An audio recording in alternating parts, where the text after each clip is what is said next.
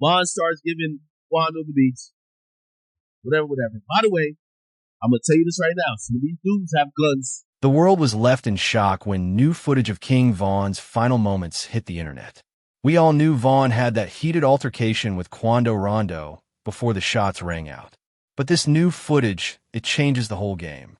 And trust me, the details are straight up chilling. Let's break it down. The night everything changed. On the night of November 5th, 2020, a 26-year-old Chicago drill rapper by the name of Devon Coin Bennett. The streets knew him as King Von was literally on top of the world, living his best life. His debut album, Welcome to O Block, had just hit the streets exactly 1 week prior, sliding in at number 5 on the Billboard 200. The whole project was basically a hood documentary dedicated to the South Side block that raised him, molded him, and damn near took him out more times than anybody could even keep track of.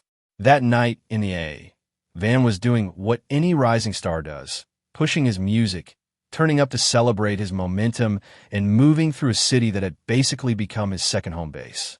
What started as a regular night out was about to turn into straight tragedy outside the Monaco Hookah Lounge, a lit downtown spot known for late-night vibes and celebrity pull-ups.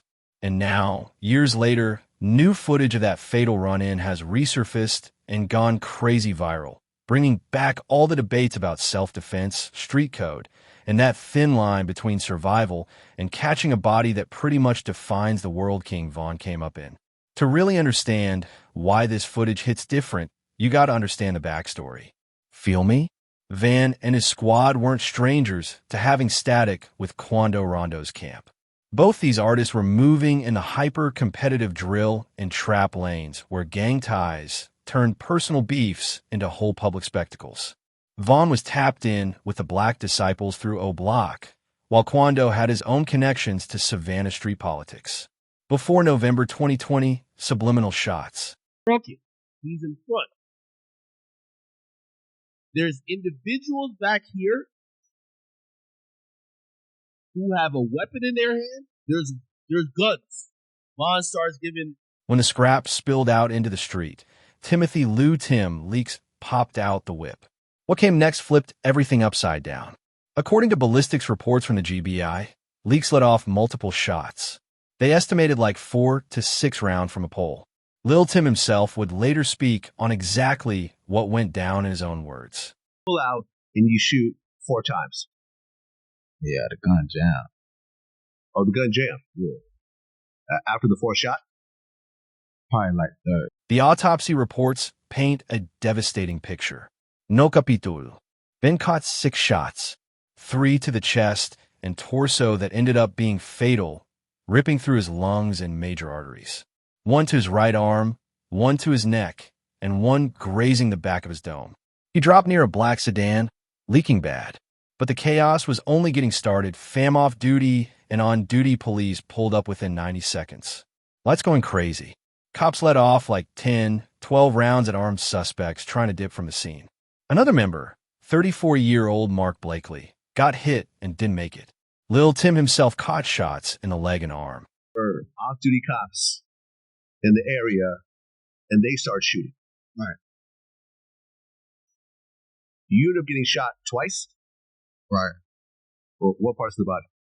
I get shot in my right hip bone and I get shot on my ass. The body cam footage that leaked in 2023 and started circulating again in 2025 shows the wild aftermath.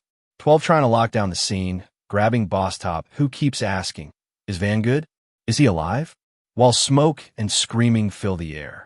Paramedics rolled through and Vaughn, who wasn't responding and barely breathing, got tubed up on the spot and rushed to Grady Memorial Hospital. He got there in critical condition, but was pronounced dead at 3:17 a.m. from massive internal bleeding and organ failure. The whole situation from the first punch thrown to the last shot fired went down in under 10 minutes. 10 minutes, bro. That's all it took. The most wild detail from the new footage breakdown.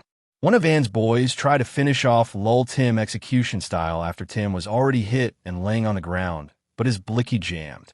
Academics laid this out straight up. Whether y'all know it or not, and this is one of Vaughn's guys, this guy right here, has a loaded gun. He walks over Lil Tim, he pulls the trigger, and I don't know about the grace of God, his gun jams. He's going to shoot Lil Tim directly. His detail would end up being major in the court case that followed. Timothy Leaks caught a felony murder charge and posted a $100,000 bond in March 2021. But in August 2023, in a move that had everybody shook, Fulton County DA threw out all the charges, pointing to self-defense evidence from the video showing Van started the whole thing. When somebody asked him about that night and finding out he had smoked King Von, he kept it 100. When you did finally find out that it was King Von who died, how'd you feel? I was like, damn. If Brian did that stupid shit last night, it would have been alive. That's how I was. But I was like, shit, a nigga ain't know no the type person I am. Like, I'm a humble person. I ain't know no disrespectful shit to like this mama saying like that. Cause I could easily get on that type of stuff and be clout chasing type shit. Like, I ain't on that type of shit. I'm a humble person, but it's like, at the end of the day, they ain't never popped that shit off. That shit was never happening. To really grasp the weight of what got lost that November night, you got to understand who King Von was before the world even knew his government name, and what circumstances shaped him into both the artist and the street dude whose life got cut short on that Atlanta concrete. The rise and fall of a storyteller.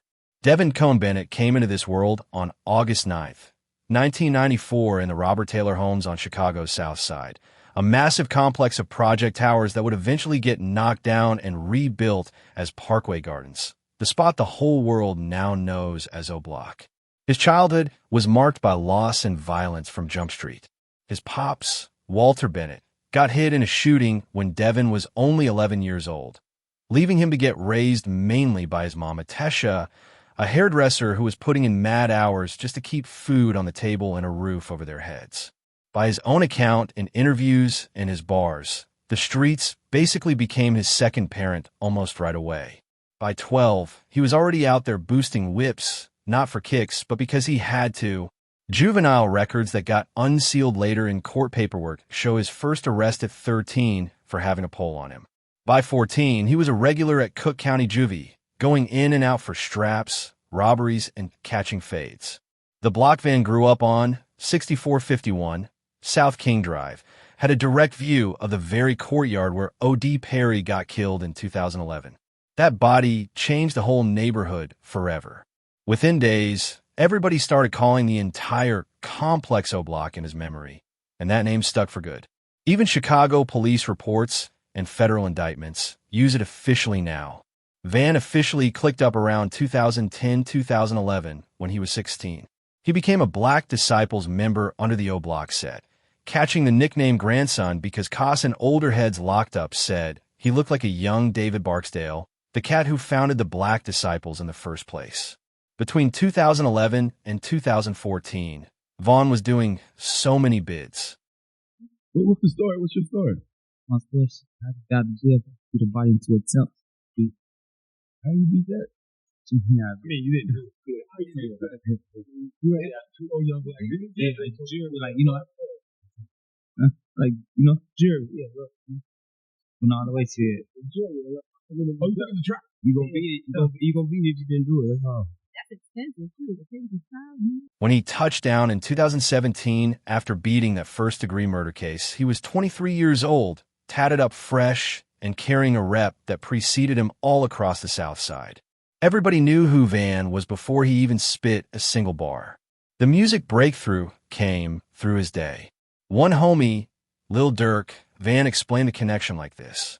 What was your prior relationship with Dirk though? Like, how'd you guys become cool, and how'd you guys become so close? We off the block. It's just like how we is, where we from. We all real close, like, you see what I'm saying? So it's just one of the guys. The real explosion hit in October 2018 with Crazy Story. Within a week, that joint had 5 million views. Within a month, it went platinum. Critics who had been hating on drill as mindless started calling Van the Quentin Tarantino of rap. That boy was different. Van's flow was on some other level, no cap. Where most drill rappers be screaming over 88s, Van spoke barely above a whisper, letting the beat breathe between syllables, so every single detail hit like a body shot. He broke down his unique approach. How do you explain that flow in particular that kind of helped you blow up? Gang, I don't know how to explain it. Just that's like my flow. That's the flow I make when I don't got no beat. You see what I'm saying? 'Cause I made that song. I wrote it without no. You see what I'm saying? Because I made that song. I wrote it without no beat. His catalog came together quick as hell. Grandson, Volume 1 in 2019 peaked at 75 on Billboard 200. Leah Vaughn James in March 2020 cracked the top 40, and then Welcome to O Block, which dropped exactly 1 week before he got taken out, debuted at number 5 and would eventually go platinum. But Van's story was never just about the music. Real talk. Chicago PD homicide files got Vaughn listed as the suspected shooter or direct participant in at least 7 bodies between 2012 and 2020. Only one ever made it to trial. The 2014 case he walked on. In interviews, Van never ducked from that reality. He embraced it.